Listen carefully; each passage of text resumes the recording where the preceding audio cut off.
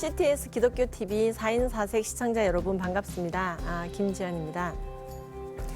저는 성경적 성교육 강사들을 양성하고 있는 강사입니다. 또한 학교에서 이 성경적인 성 가치관에 대해서 교육을 하고 있습니다. 지난번에 이어서 오늘은 이 진짜 성경적인 성교육을 위해서 우리가 어떤 준비를 또 해야 되는지에 대해서 말씀을 드리고자 합니다.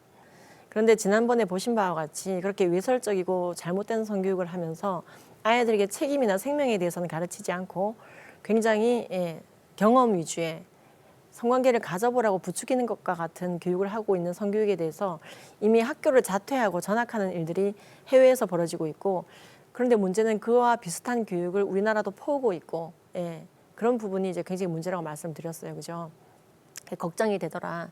그럼 이제 우리는 거기에 대해서 좀 해법을 제시해야 되지 않겠습니까? 가정에서 그리고 교회에서 이 성경에 근거해서 교육을 하는 것이 굉장히 중요한데요.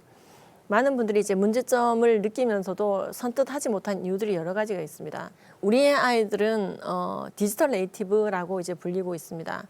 N번방에 우리 애도 들락거리고 있는 건 아닌가라고 이제 걱정하는 분들이 많이 증가했죠. 디지털 네이티브들은요, 말 그대로 디지털 원주민이라는 뜻입니다. 우리는 태어났을 때요, 이 디지털이 막 세상에 막 깔려 있지는 않았었어요. 저만 하더라도 이 스마트폰이라고 하죠. 이게 저의 손에 들어온 게 30대 후반입니다. 즉 40이 다 될 때까지 내 손 안에 컴퓨터가 스마트폰이 없었습니다. 20대 중반쯤에야 아주 뚱뚱한 컴퓨터라는 게 저희 집에 들어왔는데요. 93년도에 사실 IBM에서 사이몬이라고 하는 스마트폰의 일종이 나왔던 게 사실입니다. 하지만 상용화되지 않았었죠.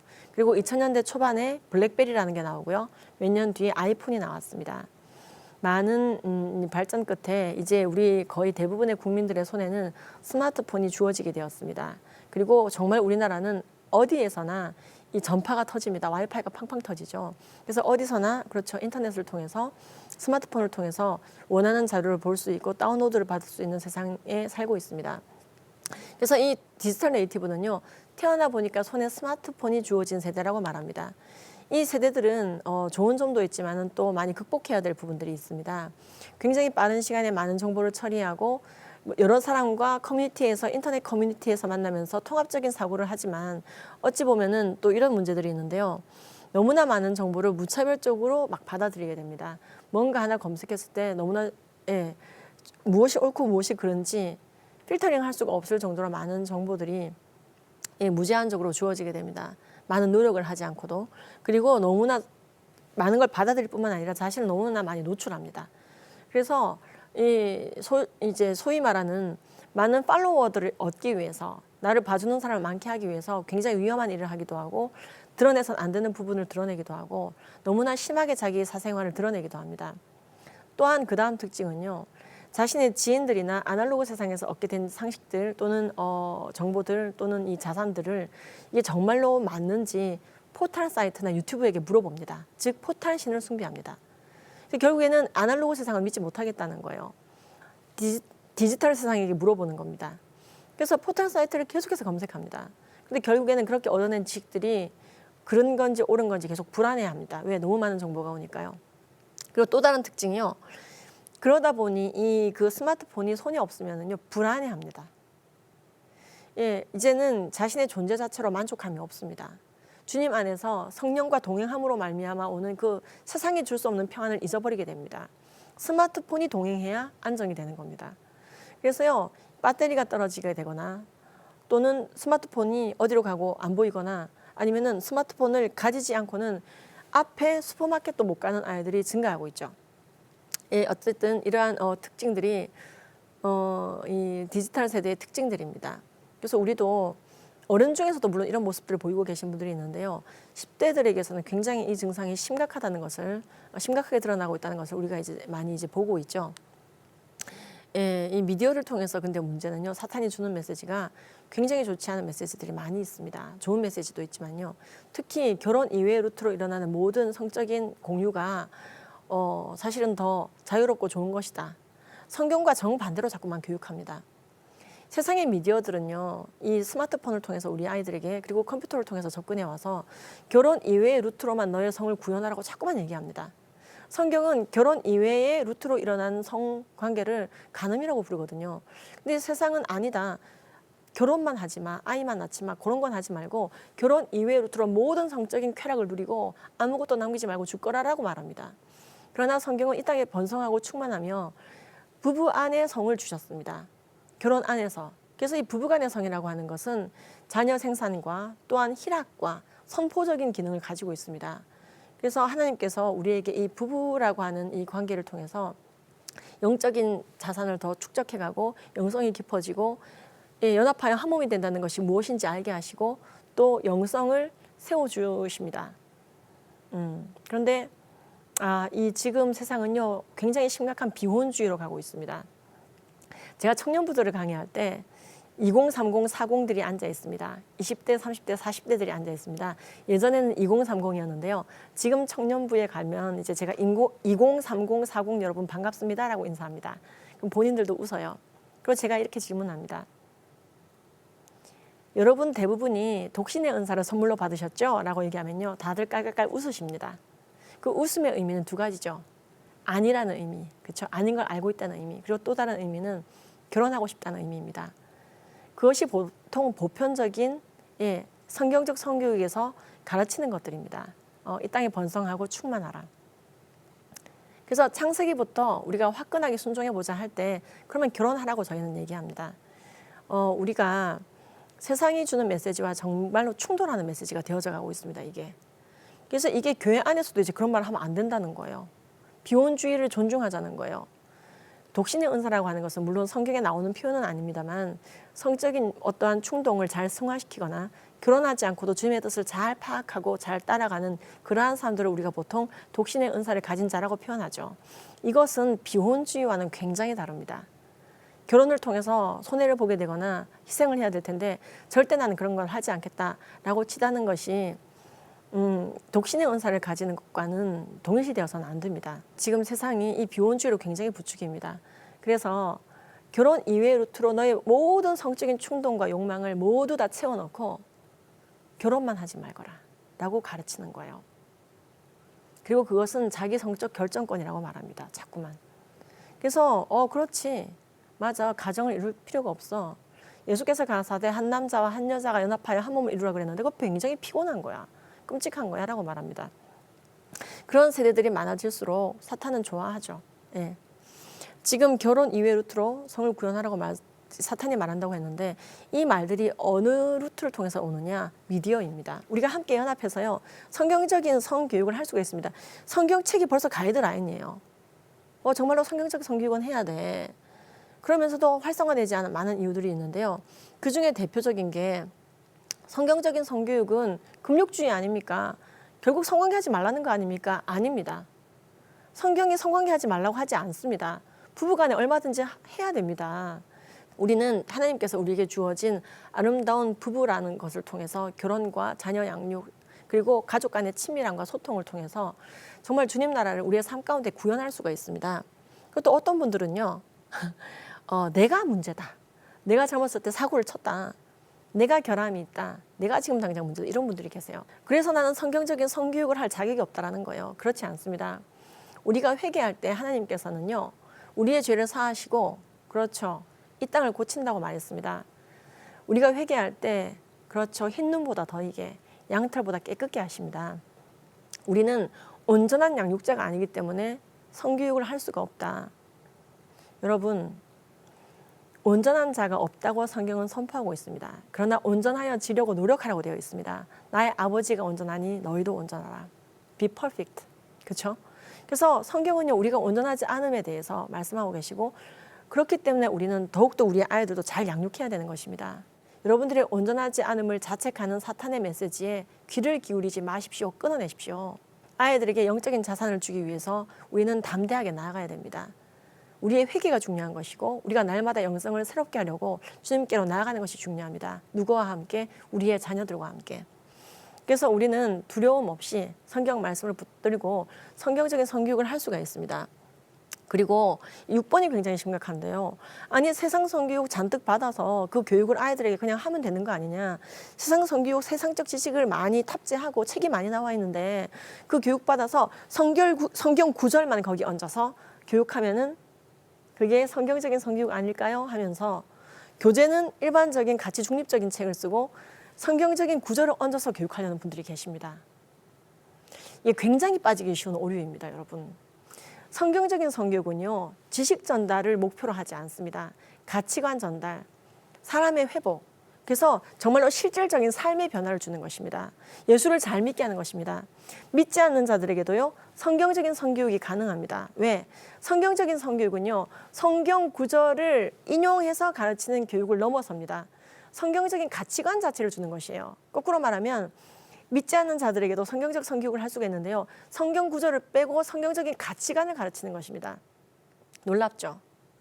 저는 일반 학교에서나 교육청에서 강의를 할 때도요, 이 성경 구절을 인용하지 않고 가치관 자체를 가르칩니다. 예. 그리고 굉장히 많은 사람들이 열광합니다. 좋아합니다. 왜? 이것은 생명과 거듭남과 진리에 입각해서 가르치는 교육이기 때문에 그렇습니다. 모든 사람들이 살고 싶어 하죠. 그래서 성경적인 성교육은 누구나 좋아하는 것입니다. 하지만 세상 성교육의 패러다임에 성경 구절을 얻는다고 해서 성경적인 성교육이 아닙니다. 여기서 온 오류 때문에 지금까지의 성교육이, 성경적인 성교육이 굉장히 많이 미궁에 빠졌던 것이고 활성화되지 않았던 부분이 큽니다. 그리고 이 7번째는 굉장히 심각한 고민들입니다. 이 부분이 제가 이제 그 필리핀 갔을 때도 그렇고요, 스웨덴에서도 그랬었고요, 학부모들이 하소연해오는 내용들이었습니다. 뭐냐? 아이들과 소통이 이미 단절됐습니다. 애들이 내 말을 안 들으면 어떡하지? 그래서 어떻게 하시고 계시나요? 안 하고 있는데요, 대화를. 제가 이제 캘리포니아의 학부모들은요, 이런 경우가 있었습니다. 아이들이 영어를 너무 잘하는 거예요. 나는 영어가 너무 안 되는 거예요. 그래서 소통이 단절된 경우도 있었고요. 서로 대화가 된다 하더라도 가치관이 너무 다른 거예요. 캘리포니아의 급진적인 성교육을 말씀드렸는데 문화 자체가, 그리고 아이들이 안 들으려고 하고, 근데 사실은 더 근본적으로는요, 이 모든 것을 넘을 수 있는 것이 부모의 태도입니다. 예, 애티튜드, 예, 태도입니다. 사도 바울은 이 마음이라고 하는 것을 애티튜드로 표현할 때도 있었습니다. 우리가 아이들을 향하는 우리의 태도는 우리의 마음이 되는 것인데요, 우리가 두 가지 텍스트를 통해서 아이들에게 성경적인 성교육을 할 수가 있습니다. 하나는 삶을 통해서, 그리고 하나는 언어를 통해서. 아, 그렇죠. 예, 우리가 삶을 통해서 보여주는 게 굉장히 중요합니다. 따라하라고 하지 않아도 아이들은 따라합니다. 삶을 보면서. 그래서 어찌 보면은 어떠한 사회 속에서 우리가 쓰고 있는 페르소나를 모두 벗어버리고 가정에 들어갔을 때 우리가 지내는 우리의 모습들이 아이들이 사실 적나라하게 보는 우리의 모습들이에요. 우리의 인간성의 밑바닥을 모두 알고 있는 사람이 바로 우리 자녀들일 겁니다. 어찌 보면은. 그래서 내 삶의 밑바닥을 다 보고 있는 아이들이 바로 내 자녀인데, 나는 삶을 굉장히 잘 갖고 가야 되겠네요. 사실 맞습니다. 하나님 안에서 우리가 정말로 우리의 삶을 정결하게 올려드리고 그 모습을 우리 아이들이 보고 배운다는 것입니다. 내가 하나님과의 관계를 계속해서 잘 세워가려고 노력하지 않는데 아이들한테는 잘 세워가려고 노력해라? 사실 굉장히 이거 어렵습니다. 아이들은 이 이중의 메시지가 오게 되면은 굉장히 혼란스러워합니다. 엄마는 세상적인 가치를 위해서 굉장히 쫓아가는데 나한테는 하나님을 잘 믿으래. 그렇죠. 두 가지 메시지가. 언어적으로는 이런 메시지가 오는데 삶을 통해서는 다른 메시지가 오는 것이죠. 이게 아이들에게 영적인 정신분열을 일으킵니다. 여러분들은 분명히 지금 이 방송을 듣고 있는 이유가 하나님을 사랑하기 때문에 그래요. 그리고 자녀를 사랑하고요. 근데 이것을 통합해야 됩니다. 우리가 통합해가는 과정이 굉장히 필요합니다. 그래서 우리의 삶이 정말로 잘 주님 앞에서 드려져야 되는 것이고 아이들과 소통이 열려야 되는 것인데, 저는 초신자입니다. 이런 분들도 계시고 소통이 막혔습니다. 이런 분도 계신데요. 여러분들에게 정말 시간을 굉장히 벌어드리도록 하겠습니다. 제가 이제 중독 상담학을 배우면서 단기 상담을 같이 배웠는데요. 제가 사실 약대를 졸업했는데 왜 대학원을 중독 상담학과 기독교 상담학으로 전공을 이제 어찌 보면 방향을 틀었냐면요. 좀 정말 중독의 시대가 오고 소통이 단절되는 시대가 오거든요.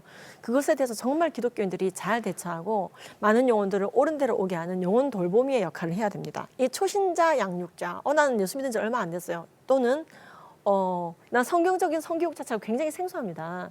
게다가 소통이 막혀 있어요. 그래서 소통 막힌 분들에게 대화법, 애티튜드를 대화법에 녹여서 좀 바로 잡을 수 있는 즉각 실천할 수 있는 방법 알려드리겠습니다. 시간을 벌어드린다고 말씀드렸어요. 우리 믿는 자들은 이 축시법, 시간을 아주 효율적으로 쓸 수 있는 능력을 주님께로 받았습니다. 그래서 오늘 다 이제 공유해드립니다. 이거 학부모 대상 강의할 때 굉장히 많은 분들이 이걸 실천하시고 제가 가끔 숙제도 내드리거든요. 첫 번째, 여러분들 아이들이 뭔가 얘기를 할 때 공감과 경청을 같이 하십시오. 즉 경청 속에서 공감해 주십시오. 공감하는 말을 한 5번 해주면 좋습니다. 예를 들어서 엄마 나 공부하기 너무 힘들어요. 지금 시험 기간인데 하면서 현관문을 들어올 때 고의가 그런 말 하면 어떻게 공부해야지 너만 공부하는 것도 아니잖아 라고 얘기하면요. 바로 비전 제시, 공부하라는 비전 제시로 들어가기 때문에 아이들에게 버겁습니다. 그리고 대화가 단절됩니다. 그래서 너 정말 공부하기 힘들겠다. 시험 기간이면 나도 이상하게 그때마다 딴일 하고 싶더라. 엄마도 그랬었어. 그런데 또 네가 힘든 이유 중에 하나가 어저께 잠을 또 못 자서 더 그럴 거야. 어쩜 좋아? 지금요 연속해서 5번 공감한 거죠. 그래서 3번 이상의 공감을 해주고 그 다음 비전 제시. 근데 어떡하겠어. 고2인데 또 너가 지금 놀면 오히려 불안할걸? 엄마가 주스 한 잔 갖다 줄까? 피로 회복될 텐데. 오늘 첫날이니까 내일 둘째 날 시험 더 잘 볼 수 있을 거야 라고 비전 제시로 가는 게 좋지. 처음부터 막 명령을 내리거나 비전 제시로 들어가 버리면요. 아이들이 소통에 대한 거부감을 좀 가질 수가 있습니다. 그래서 먼저 공감해 주시고 비전 제시해 주시고요. 그리고 아이들의 행동을 교정하고자 할 때 꾸중을 많이 쓰시는 것보다는 좋은 행동을 많이 했을 때 칭찬해 주심으로써 그 좋은 행동을 강화하시는 게 중요합니다. 칭찬을 하실 때는 네가 엄마가 지금 요리하고 있는데 옆에서 두부를 썰어줘서 착한 애구나 라고 한정하는 형용사를 쓰시는 것보다는 엄마가 요리하는데 네가 옆에서 두부를 썰어줘서 엄마가 시간을 많이 절약할 수 있었어. 20분 동안 할 거를 10분 만에 했네? 고맙네 라고 칭찬하는 게 굉장히 중요합니다. 즉 착한 애네, 천재적인 애네 라고 칭찬하는 것보다는요. 개방형 칭찬, 내 마음을 드러내는 칭찬을 하시는 게 굉장히 중요합니다. 아빠의 구두를 네가 닦아놔서 넌 정말로 착한 애로 보여 라고 얘기하는 것보다는 네가 아빠 구두를 닦아놔서 아빠가 그 구두를 신고 회사에 갔을 때 너무나 신나게 일할 수 있었어. 힘이 났어 라고 얘기해 주면은 아이에게 부담 없는 칭찬이 되면서 그 행동을 반복할 수 있는 강화 효과를 일으킵니다. 그리고 감사와 사과와 애정 그리고 그리움은 모국어로 하시라는 겁니다. 여러분 평소 때는 막 아이들 야단치거나 뭔가 명령을 내릴 때는 모국어로 따박따박 하시면서 사랑해라는 말을 할 때는 왜 I love you 그러세요? 고마워라고 얘기할 때는 왜 thank you 그러시나요? 미안할 때는 왜 sorry 그러시나요? 우리가 우리의 마음을 아이들에게 직면하기 어려울 때 또는 그게 쑥스러울 때 민망할 때 또는 내가 그런 말을 많이 듣지 못하고 컸을 때 그런 일들이 벌어집니다. 너무 고마운데 아이가 나에게 물 한 잔을 줘서 너무 고마운데 thank you 하지 마시고요. 고마워. 또는요 이름을 부르면서 철이야 고마워. 이 고마움이라고 하는 것은 굉장히 중요한 마음의 표현의 감정인데요. 그냥 thank you 이렇게 하시지 마시기 바랍니다. 집에서 만약 영어 쓰는 집이라면 땡큐 하셔야겠지만은 한국말 쓰시는 집이라면요 고마워라고 얘기하시기 바랍니다. 이건 부모 자식 간이 아니어도 마찬가지예요. 예. 또는 미안한 일이 있을 때 어머 엄마 그걸 깜빡 잊어버렸네. sorry 하지 마시고요. 엄마 그걸 깜빡 잊어버렸네. 미안해. 철이야 미안해 라고 얘기해 보세요. 그리고 철이야 사랑해. 예, 그대로 얘기해 보세요. 그리고 보고 싶었어. I miss you 하지 마시고요. 또는 휙 지나가지 마시고요. 보고 싶었어. 학교 갔다 오는 모습 보니까 엄마 왜 이렇게 좋지? 하고 표현을 해보세요. 그럼 아이들은요 피식 웃으면서 지나가는 것 같죠? 정말로 좋은 애착이 그 안에 생겨나게 되고 나를 정말 사랑하시는 하나님을 육체의 부모를 통해서 보게 됩니다. 그래서 여러분 굉장히 제가 너무나 압축해서 말씀을 드리는데 행간의 뜻을 다 읽으셨을 줄로 믿습니다. 예, 지금 이 청소년들의 성관계 경험률이 지금 6만 40명 정도 조사해 봤을 때 5.7%로 나오거든요. 이 아이들이 뭐 13.6세 평균적으로 성관계를 한다고 하는 말은 다 거짓말입니다. 우리나라 청소년들은요 거의 95%가 성관계를 하지 않고 졸업합니다. 성관계를 경험한 아이들 중에 평균이 13.6세 중1, 2 정도의 나이라는 거예요. 대부분은 하지 않고 성인이 됩니다.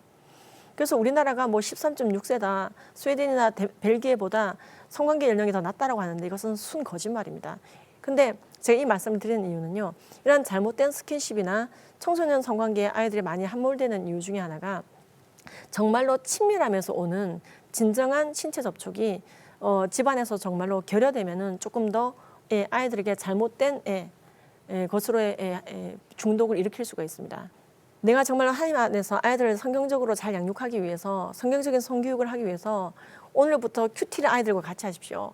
오늘부터 아이들과 예배를 같이 드리십시오라고 숙제를 내드리면은 거의 많은 분들이 포기해 버립니다. 많이 시도했는데 안 되더라고요 라고 얘기합니다. 그래서 그렇게 하지 않고도 할 수 있는 방법을 지금 알려드리는 거거든요. 더 쉬운 단계, 그거보다 더 아래 단계를 알려드리는 겁니다. 10초의 안아줌을 아이에게 해보십시오. 허깅, 10초 허깅을 아이들에게 한번 해보십시오. 10초는요 굉장히 짧은 것 같죠. 근데 자녀를 한번 안아보십시오. 아이들 중에서는요 늘 이제 허깅을 하던 집은 자연스럽게 안길 겁니다.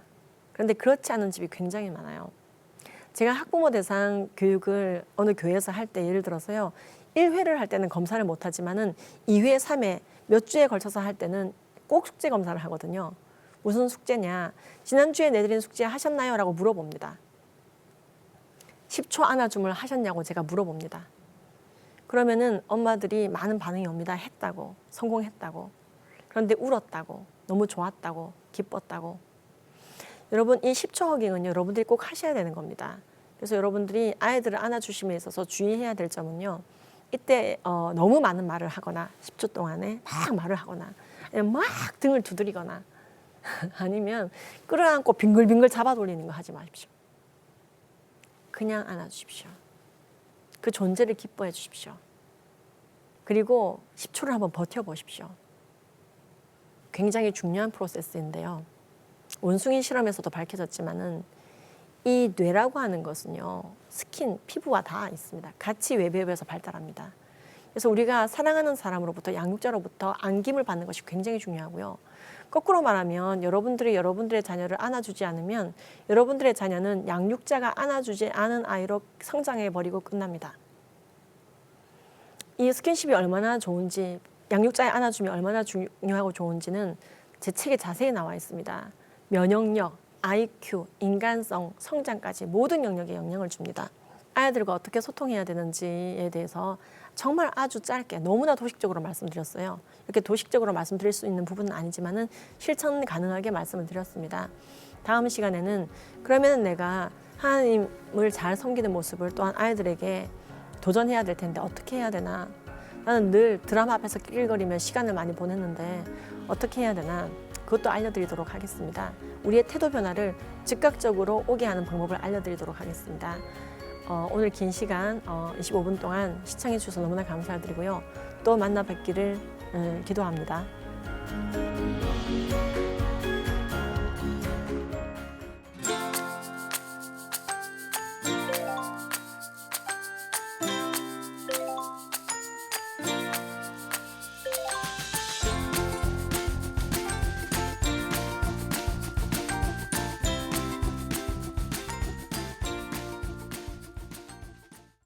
이 프로그램은 CTS 방송가족의 사랑과 후원으로 제작되었습니다. 후원전화 02-6333-1003번, ARS 060-808-1004번으로 전화주세요.